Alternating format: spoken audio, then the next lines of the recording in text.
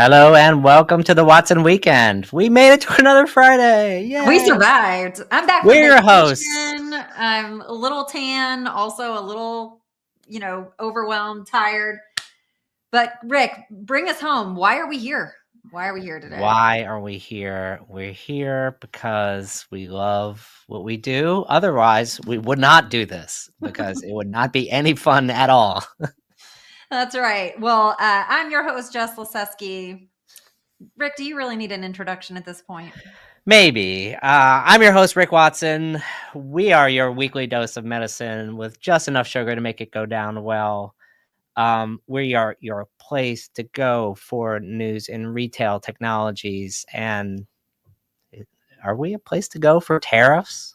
Oh, you said the word. I thought it was like Voldemort, the thing that Right. shall not Oh, be named. But we've gone there. We can't not hit the news if we don't talk about it. So yes, we are the news today, I guess, of tariffs. So here we go. We've got the dose of sugar. We need a lot of sugar today. yes. It has been. I Or we tell don't. The sugar got ripped away. actually. Well, now it's back. But now it's yeah, you're right. Yeah. And so we are not professionals, as you can already tell, but Mm-mm. we're trying. We're Not even a little bit. no. So what is professional is the way that we can bring this show to you. And that is from our friends at Miracle. They are the 6X Club.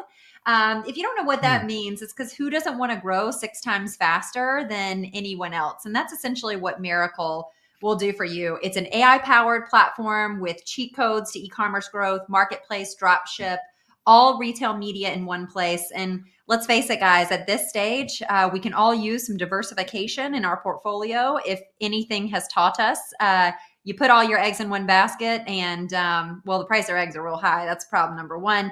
Problem number two is there's no basket. So No, the basket is made in China. It did not arrive. and it won't be here.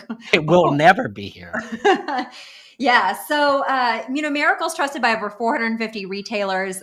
They do help us bring the show to you every week. Please check them out. We appreciate them and we try not to let them down. So, No, I knew about the Mile High Club, not the 6X Club. So I'm learning new things. hey, that's what I'm here for you. I'm here for you, friend. I got you, Love it. Love Okay. it. So here, we're going to get into the headline hangover. That's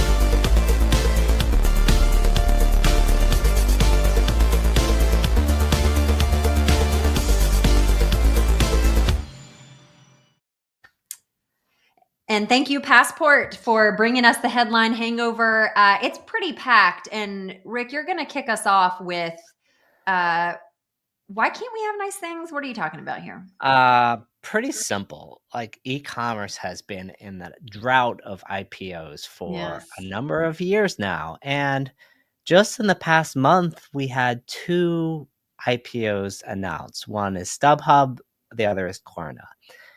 With the uncertainty, there's that term, both have pulled or suspended their IPOs. And so, I mean, I guess the question I can ask is like, can venture capital get a break? Like, when are we going to get some liquidity here? It sure cannot. It has been dark days in the sense of people being able to monetize their investments, right? There was trepidation in 24. We thought maybe people would have a little bit more confidence heading into 2025. Let me tell you what's not happening though, Rick. Deals are not drying up in luxury. So, yeah, if you have not heard, Prada is buying Versace for a cool $1.4 billion. So, wow. Yeah. Now that's an expensive bag. It's an expensive bag or several bags. The caveat here is that Versace has been on the slow train of growth. So it was picked up for a steal considering Capri bought it for $2 billion. So a little bit of loss there. It's going down. When you're trying to clean the books, you take what you can get, but there are some deals happening. So yeah. So, I mean, look, Prada and Versace, both of those are nice things. So maybe we can have nice things. We can, we'll see. I bet I'll see a Versace belt on you in the I'm excited. Future. Okay. So in the spirit of maybe letting things down, or letting people down. Gamers across the world were shedding cartoon tears as basically Nintendo announced that the Switch was on hold for pre-orders. As of 3 hours ago, and that was due to our T word. As of 3 hours ago, just like the ping pong that we have felt this week, we're back, baby. Because we're back. We're going to have a Switch. We got a date. The date is May 8th. All right. But I didn't realize until I dug into the story a little bit more, it's not just for everyone. Like there's some rules here, Rick, in order to get on this pre-order list. So let me give them to you. All right. Break it down. First, you must have purchased an online membership. So that's one. So what? Yeah, you must have owned that online membership for 12 months. You must have paid. So you can have skipped a payment there. You must have 50 hours of gameplay and have enabled to share data with Nintendo. So we got rules here. But so May 8th on the way, but it's just still not for everyone. There's some stipulations that are in play here. This sounds like a limited drop. Yeah, I guess that's what you're trying to do when you're maybe wanting to control inventory. I don't know. Or say hey guys, if you didn't play by our rules, which are you got to subscribe, you got to be paying this monthly, you got to be sharing data. Lesson learned, start doing it now. So yeah, I mean, what I can see here is that instead of doubling the price, what we're gonna do is ensure that you have a digital subscription for 12 months, and that's where we're gonna get our margin. Cha-ching. Yeah, basically. So lessons learned, kids. Tell your parents that subscriptions do pay off. Yeah. So that is an interesting story, and I think I've heard about a lot of suppliers that are starting to think about okay, we have this contract. How obligated are we to this contract? And so I think if my cost just doubled, what alternatives do I have? And so I think there will be a lot of legal wrangling in the next couple of weeks if these tariffs pay in place. But specifically on our next story, I mean, can we think about our brothers and sisters in the Customs and Border Patrol Department? First of all, pour out some liquor or raise a glass or something. Help them. To these, just help them. Send fruit baskets, fruit cake. Do you remember fruit cake? Yeah, I do remember fruit cake. I still have one in my pantry. The worst thing, but I used to love those growing up. Really? It's truly terrible. They're pretty awful. What's in them, because they last a really long time also. If you know, if you're listening and you know what is in fruitcake, am I remember the name right? Do you know what I'm talking about? Yeah, I know what you're talking about. All right. If you know the ingredients in fruitcake, drop it in the comments. We're trying to figure out what that was. What that has to do with the Customs Border Patrol, we have no idea. But ultimately, these men and women have a few problems. Number one, no one could tell you at any given moment what the tariffs actually are at the moment. Two, if anyone could tell you what the tariffs are, they're going to change in an hour. Right. Three, they don't have any equipment and automation to process any parcels because all these rules are new, particularly the ending of de minimis for China and things. And now they're requirements. And so you have to pay new duties and taxes. And yeah, so we're in trouble with a capital T that rhymes with pool. Wait, I thought AI would solve this, Rick. Doesn't AI? I'm seeing lots of LinkedIn posts around you're having supply chain issues. AI will solve this for you. So there's not a magic AI algorithm that's gonna help these guys figure it out. You're telling me it's still manual. AI is gonna solve it. I agree. Yeah. The ChatGPT operator, agentic, the new agentic, vector database, all the things. Yeah. Okay. Well, that will be one to watch. But yes, hug a Customs or Border Patrol. Yeah, on the way home. On the way home. Yeah, on your way home. They need it. They need some love. I think we've got another story in the retail space with Walmart, right? So what's happening in Walmart and where are they taking their... Before we have a Walmart story. Before Walmart, we have the NRF, who's coming back to reality. Which is that's right. Yeah, they had a forecast, and now it's a different forecast. It is a different forecast. Yeah. So, the NRF crew, we love them. I think they Yeah. always have Heart. rainbow, sunshine, rose colored glasses as they're projecting what's going to happen in the retail space. But they are saying now, look, it's going to be a slowdown. We originally were here, but now we're thinking that growth rate's going to be lower, 2.7%. Yeah. Economic uncertainty. So I think that they had originally said the forecast was going to be around 3.6%. They did give a range. Look, it could go up It's a to range. 3.7. It's a range. It's a range. So I think that they're talking about the deceleration in GDP. It's going to be below recent year trends. I think the NRF is kind of coming around to the state of reality, which is it's going to be a rough year for retail. Yeah, I mean NRF is usually you see people who are down with OPP. NRF is down with OPC, which is like only positive comps. Like, Yes. And so that's really the only thing that you see NRF. It's like the rose-colored glasses, things are going to be great, but no, they're pulling back. They're pulling back. I mean, I Yeah. think it's kind of hard to ignore at this state, right? Yeah, no, for sure. It's hard to ignore. And speaking of hard to ignore, our next story is really Walmart kind of doing the same thing. Really, they're leading and kind of the NRF is following here, where Walmart basically said that Q1 profit forecast we gave you just like literally 3 weeks ago. Psych! JK. JK, LLL, OMG, WTF. all of the things. Yeah, all the things. And so essentially we have no profit forecast from Walmart right now, which should tell a lot of people just the state of the world, because they're really the ones that everyone looks to for a little bit of sanity. Yes. And I mean, not only did they it just sort of gives you some idea. I mean, you sat on a public earnings call. The largest retailer in the world basically said that tariffs are not going to have an impact on our business. Like, we good. Right. We cool. Don't worry about us. We gonna be good. We're shored up. Yeah, we're gonna be all right.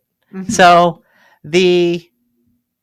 now you have the same company. I don't think they expected 145%. I don't think tariffs on 30% of their goods. In your wildest dreams, would you have anticipated? Yeah. I don't think so. No. So I think they're going to reforecast.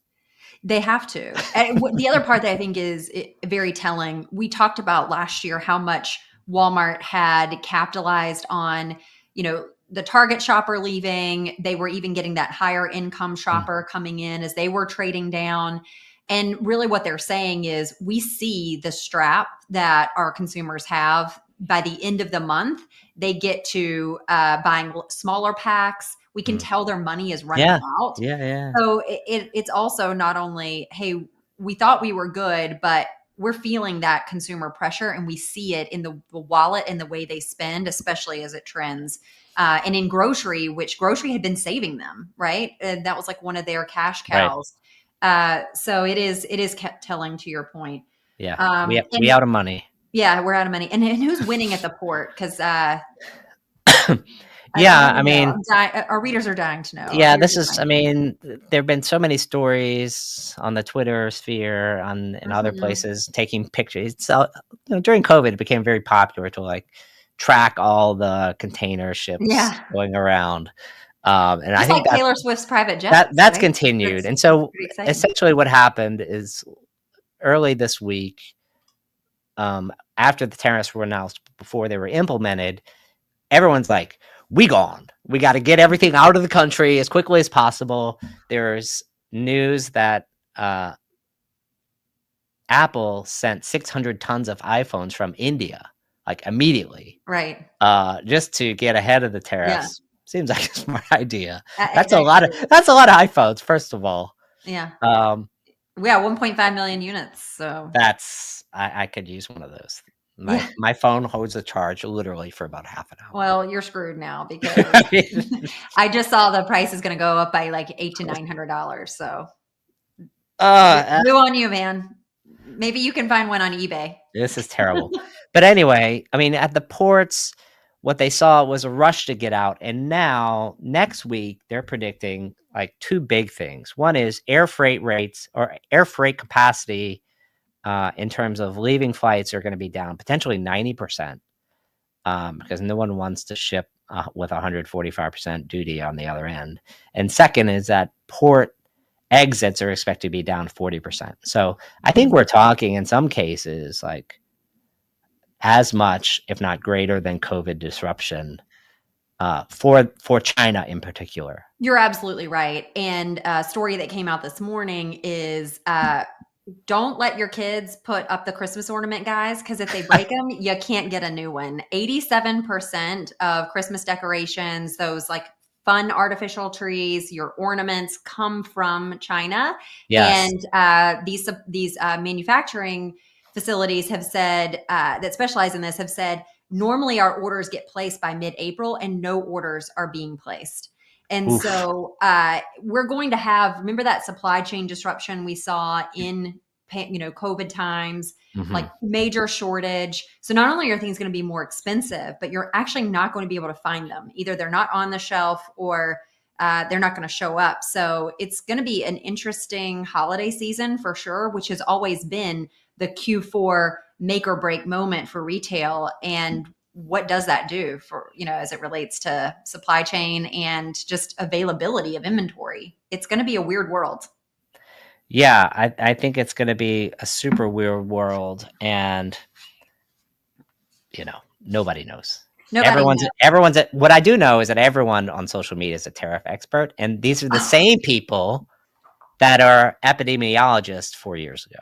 That's great. Also, yeah. They also love AI because again, AI is gonna all of this will go away, and you're gonna know exactly what to charge your customer if you're just implementing AI solutions. So, what are you waiting for? Yeah, it's agentic.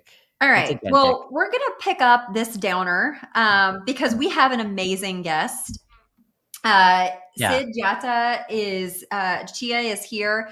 And we had a pre-record because he is so busy. He has an amazing career, 25-year track record of bringing a digital-first sensibility and successfully leading transformation at some of the largest organizations that you're aware of. He's currently the vice president of digital commerce and service at General Motors. He is working with GM to help meet their growth objectives. He's retooling their global approach, their capabilities. When you think about GM, they've got to sell not only vehicles, but parts, accessories, and they also have software subscriptions.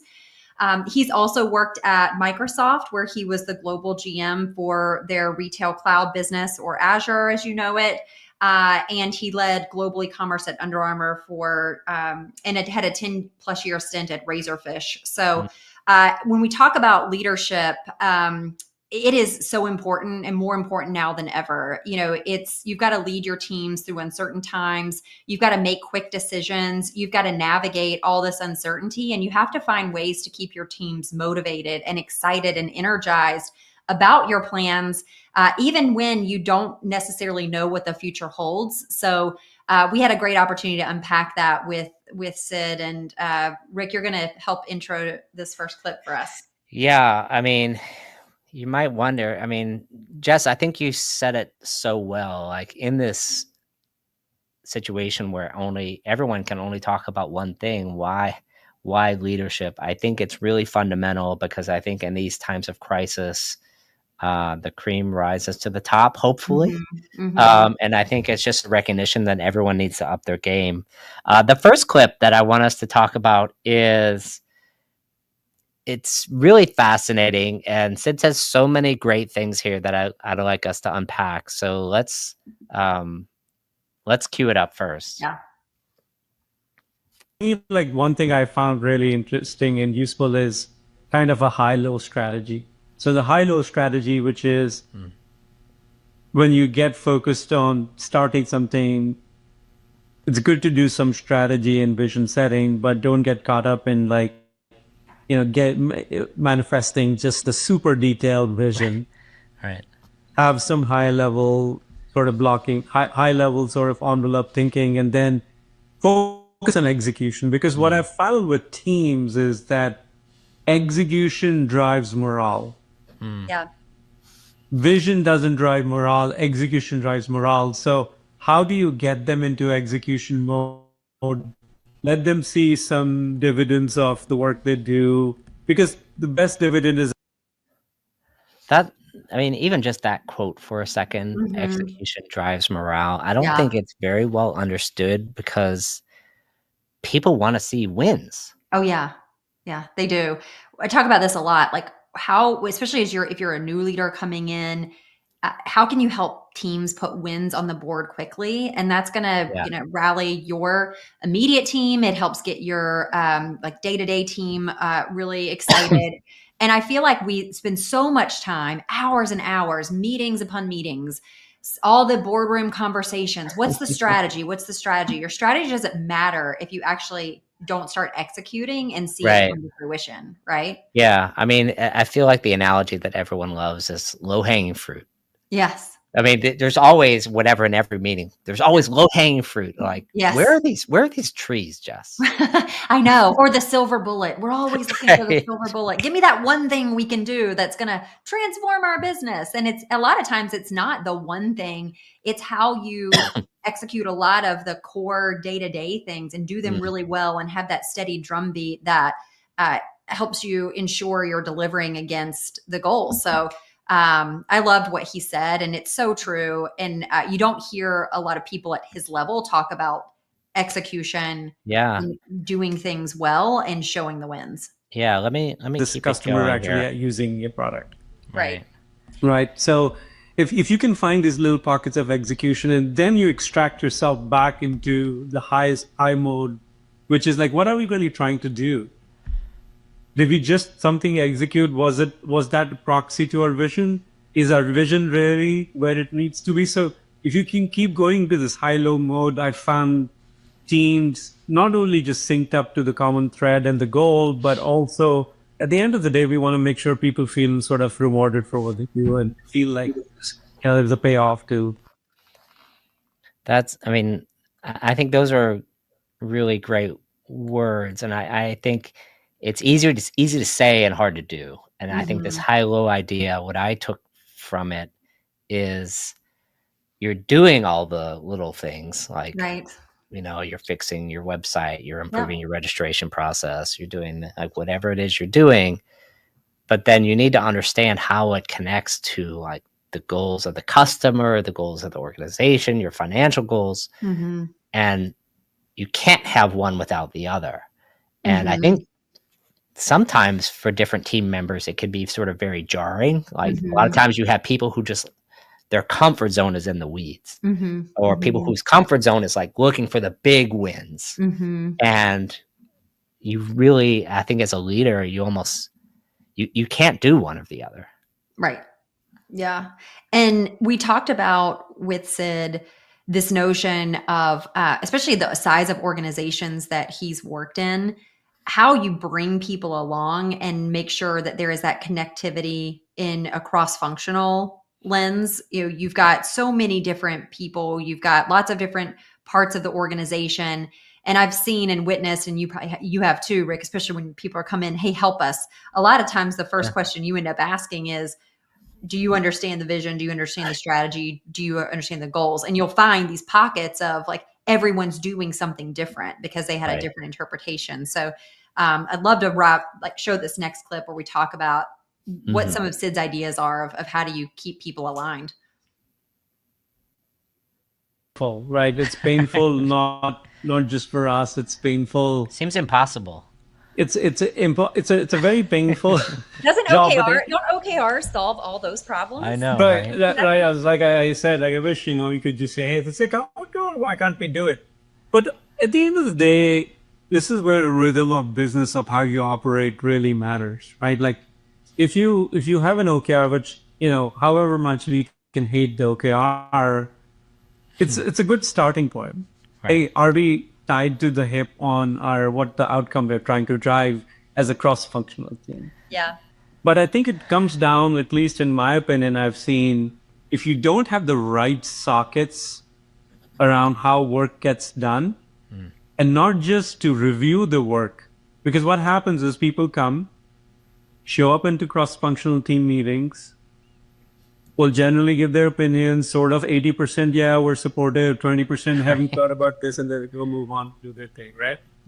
Does that bring consistent collaboration? I don't think so, right? Because ultimately, when push comes to shove, or shove goes, and you really start to think like, is this cross-functional team behind the decisions we made as a team? And you see clearly the alignment's not strong. Yeah. So I think part of it is like, how do we make them part of the work, not just part of the review? Yeah. I mean, I think we've all been in these projects where people are running away from the project rather than toward the project. And the reason is because the project smells. And it smells like it's going to be a career-ending project for me if I'm associated with this. Yeah. It sounds like it's going to distract from my day job, which is actually what I'm being paid on and bonused on. And so I also think, in addition, it's not just alignment. I mean, I think alignment is probably the right word, but it's alignment of incentives first, but then it's alignment of time. Yeah. Like this, if this is like your third job, even if your incentives are right, it's more like a extra thing. Right. It's like, is this the number one priority if I only spend 10% of my time on it? Doesn't feel like it. Yeah, probably not. And so I think that leadership aspect and trying to create teams where you really look at each team member and understand what is their priority here? And are they on 3 projects? And what is their incentive? Are they incented actually? Because especially in like digital transformation projects, if you work with a leader that has been in the business for 25 years, many times they're not incented to digitally transform, because during this transition process, that's going to potentially damage their quota. Yeah, it disrupts the business. Sometimes, you re-platform, your conversion typically goes down initially, right? As you're building it back up. I was told it only goes up. Oh, yeah. Oh, Ricky boy. You and I both know. Yeah, those projects, they certainly usually pay off, but you have to have the patience and the fortitude to see them through. And to your point, when everyone's looking for that silver bullet or the one thing, you have to have a lot of patience. So I appreciated how Sid was talking about making sure there was that connectivity. No, for sure. I mean, the next one is really about loyalty. And I think in a world where acquiring a customer is so expensive, even for like cheaper goods, as well as more expensive goods, because you're only going to make so many of these purchases. And Sid works at GM. And so the service and the sales process, loyalty is a big part of your execution. And so he has some interesting thoughts on loyalty that I wanted to bring up. 100%. And I mean, more so than ever, like we know people who are loyal to brands ultimately drive more than half the purchases for that brand, right? And it's not just a GM phenomena. That's a phenomena across every product. Like retention matters more than acquisition. Right. And every marketer will endorse that. Yeah, I mean, I think in the e-commerce world, it's, people think about CRO, they're thinking about loyalty programs, they're thinking about their own owned channels, which at the end of the day, in the consumer business or even in an industrial manufacturer distributor, it's your email file or it's your book of business, people that you're calling on, and how do you get the people who already have some kind of established relationship with to buy again, or to increase their share of wallet, Jess. Yeah, exactly. Yeah, but I always know that there's this like tension, right? You need to nurture your existing customers. You want to build loyalty, but then you also can't optimize for only that, right? Because you've got to keep building your funnel. And we've talked about this with, Eric from Hawk Media in the past. Like if you keep focusing on all your investments in your existing,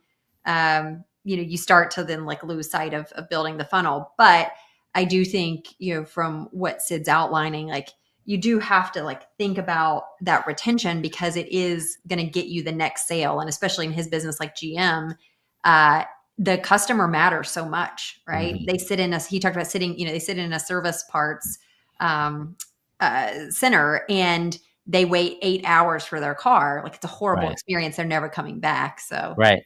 Yeah, for sure. So as we think about, where we go, we had to ask the question of, well, what do you think about for the future, right? What do you look at? What are trends you think that are going to be big? And so Sid is going to help us kind of think about what gets him excited as he looks ahead.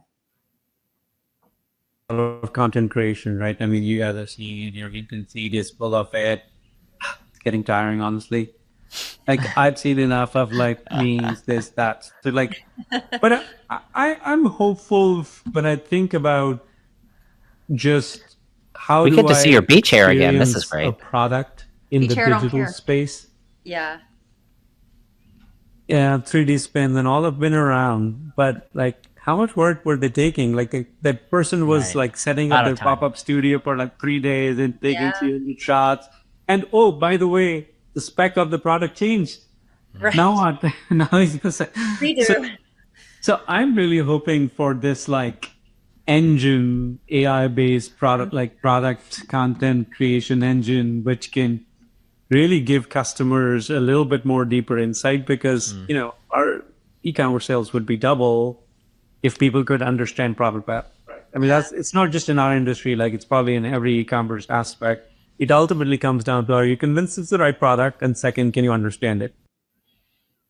Yeah, I think this is an interesting point, because especially in complex products, visualization is important. You understand what you're getting. Am I getting the right product at the right price? Can I see how the different parts of it work together? Does it have all the options and levels that I need? And can I see it all in one place before I click buy, or before I get on the phone and say, like, this is the thing I want to order? Yeah. Because that itself is a learning and discovery process. Yeah, it is. And I loved when, Sid had also talked to us about the importance of creating that experience, and then being able to have that really smart handoff or seamless handoff when someone walks into the dealership, that salesperson already knows, hey, this is the fitment that they've done, this is what they've selected. And now you're just picking up and carrying that transaction forward, versus it being this push-pull disconnect. And I think that is what separates maybe GM from others, or the way that Sid thinks and operates from others, is it's all about creating the seamless customer experience. And what you didn't catch at the beginning of that clip was we were asking Sid about his thoughts on AI, and because of course we had to ask. And I thought it was interesting that he's looking at it in a much more practical way that really will solve a problem and help with speed to market, but it's not like some crazy futuristic thing. Yeah, I mean, we're in a situation where AI is promising a lot of things, and I think the things that it is promising, and it's in the early innings of delivering, are, I think, quite amazing.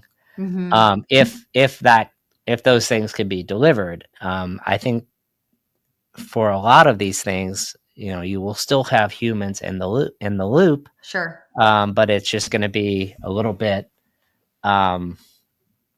sooner, so or fewer of them, as a result. And so, as you think about leaders, they're going to be expected to do more with less, and these sort of future experiences still are going to still require people. Yes. Right? They will.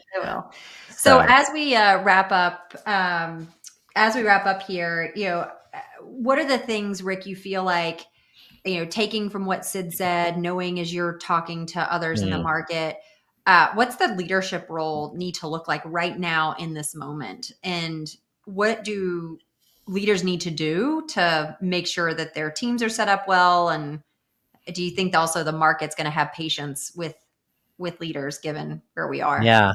I mean, look, I think I'm a big fan of Simon Sinek's Start with Why, Yeah. but I think in this environment, the why isn't enough. Yeah. Like, you need to be putting points on the board, meaning Mhm. like if your execution is off, it doesn't matter.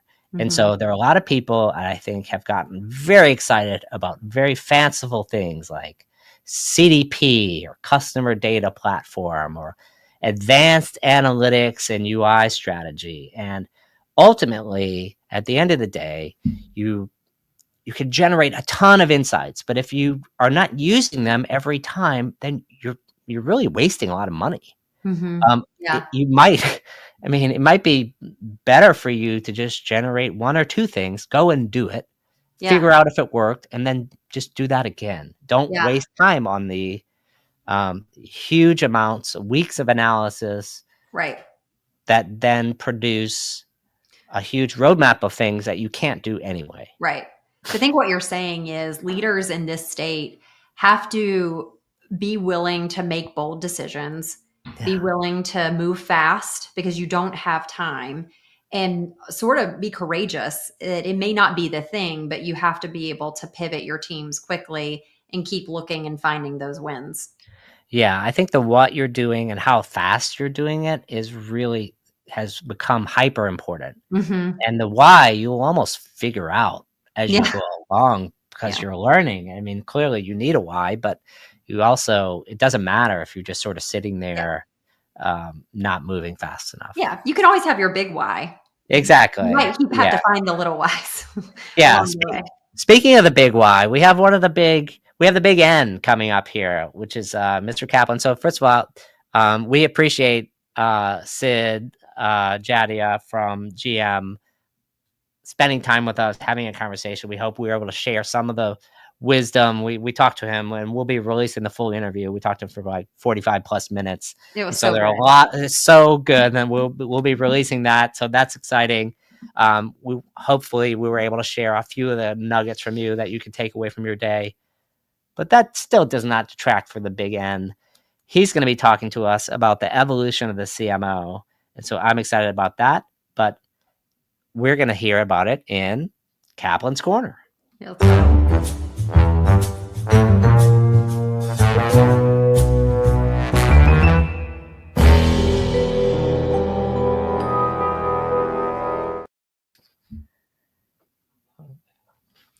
Hello, hello, Nick.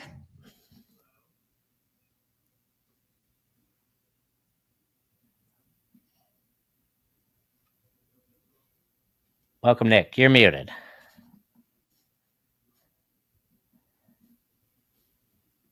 We are evolving. It's that tricky mute button. Well, Rick gave me such a hard time about not having a Mac that got a Mac, and now it's like I used to be able to like just alt tab, which I don't really Yeah. still understand, but yeah, Yeah. it's my challenge for the moment. But Yeah. I'm back. Yeah. Such an interesting conversation. I mean, I think it sort of plays really nicely into the Kaplan's Corner segment this week in terms of like kind of what matters, right? I mean, it's such a crazy moment in time. I mean, Darwin would be proud. I think that, look, let's talk about this, right? I mean, things have changed, and the CMO, sort of titled this "The Evolving Power of the CMO and the Age of Efficiency," which we sort of started really talking about, gosh, Rick, I mean, over a year ago. Yeah. But I mean, I think, as we talk to people about their problems and their opportunities, we ask ourselves like a simple question. It's like, who's really driving growth today? Mm-hmm. Right. And, we have these sort of interchangeable CRO applications of like conversion rate optimization and chief revenue officer. And I feel like, we worked with someone recently and had a person who was like both the CMO and the CRO. And it was like an epiphany. It's, oh, wait, like that actually kind of makes sense. Right. So in this like new age of the CMO, you think about them kind of as like the business architect, right? I think we thought about CMOs in days of old as like these creative tour de forces, right? Like these incredible, just like the devil wears Prada is like the CMO.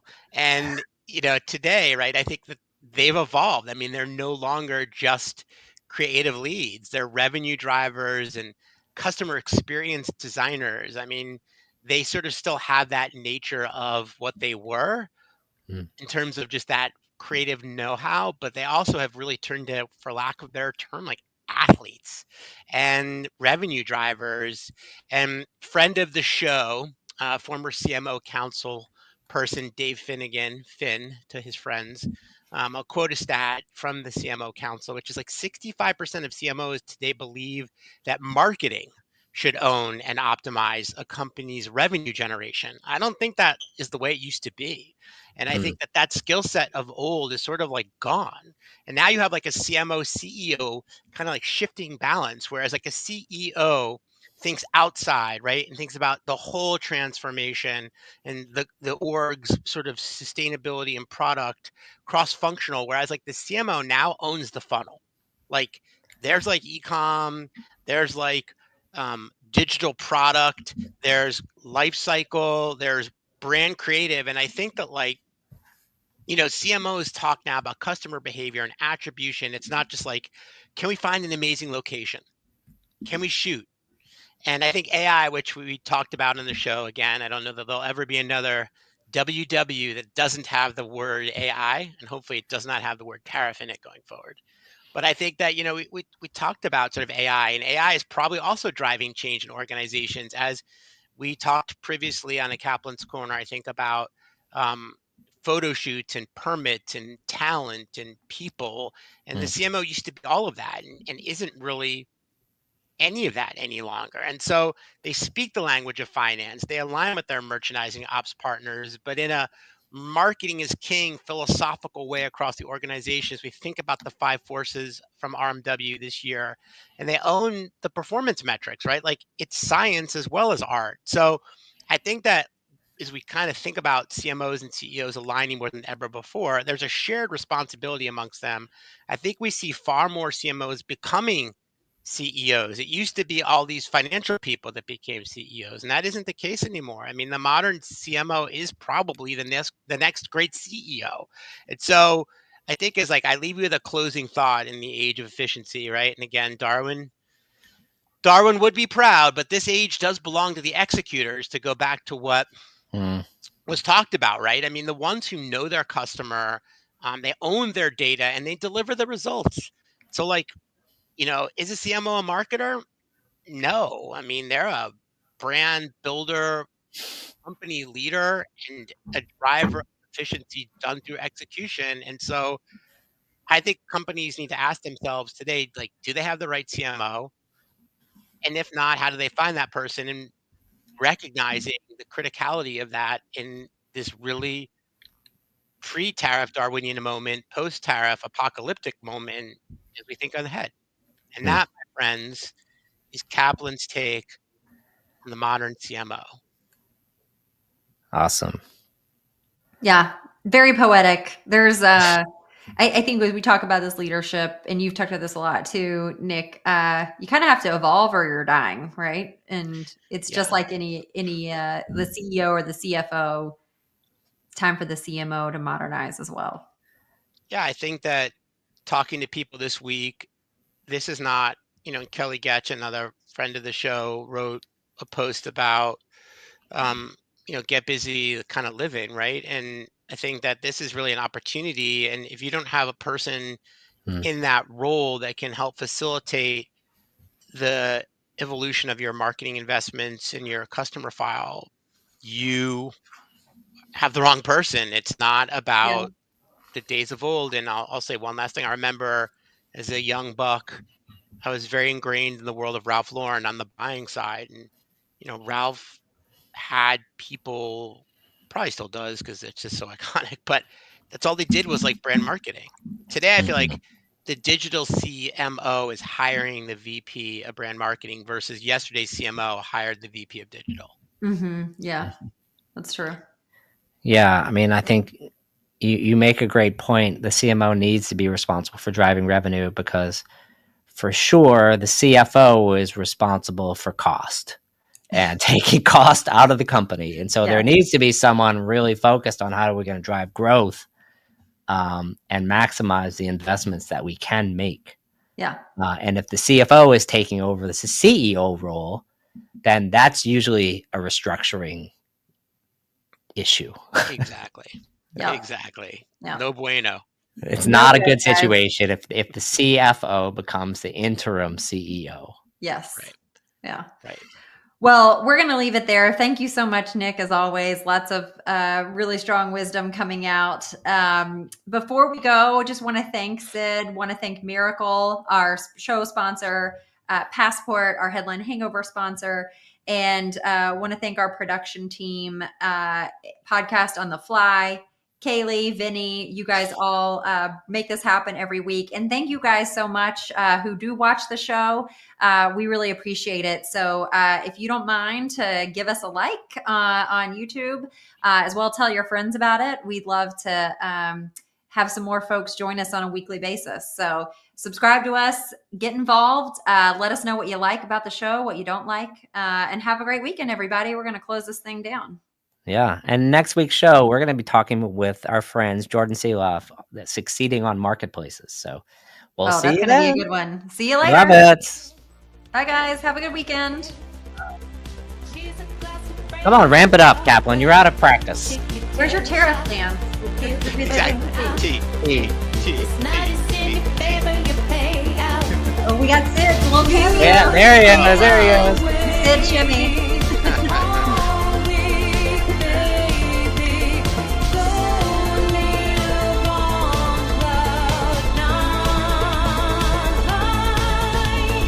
We can look so good on you, yeah.